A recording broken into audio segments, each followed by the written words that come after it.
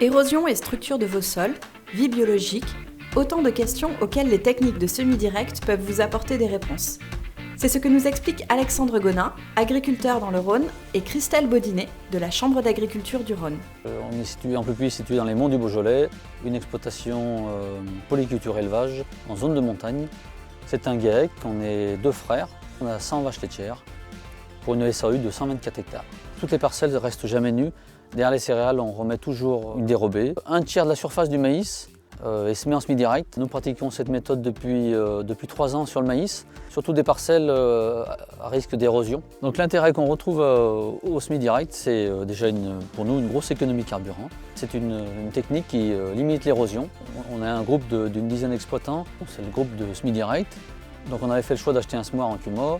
Le choix a été de prendre un semoir mixte, équipé de disques pour pouvoir convenir à tout le monde.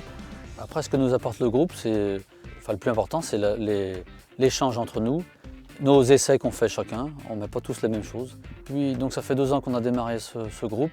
En 2 ans, nous avons fait énormément de visites, donc ça permet une belle comparaison, il y a une belle comparaison. L'agriculture de conservation. Quand on parle conservation, c'est conservation des sols. Dans de nombreux pays, ça existe depuis longtemps.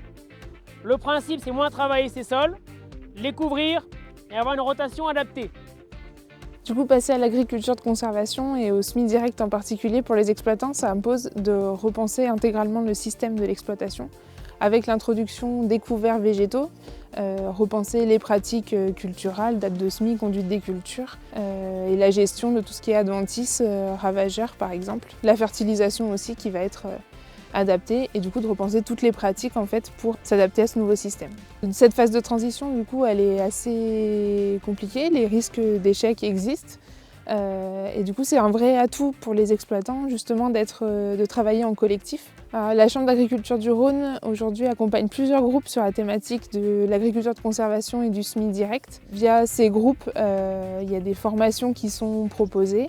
La Chambre organise aussi des journées comme aujourd'hui, les journées Innovation, justement pour mettre en avant ces pratiques-là et les faire connaître à la fois techniquement avec les profils de sol par exemple qui sont organisés aujourd'hui, mais aussi les démonstrations de différents types de matériel qui peuvent être proposés aux exploitants pour mettre en place ces techniques sur leurs exploitations.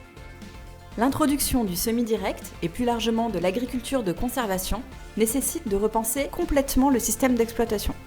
Pour réussir, l'appui d'un groupe d'agriculteurs et d'un conseiller chambre d'agriculture peuvent être déterminants. Pensez-y!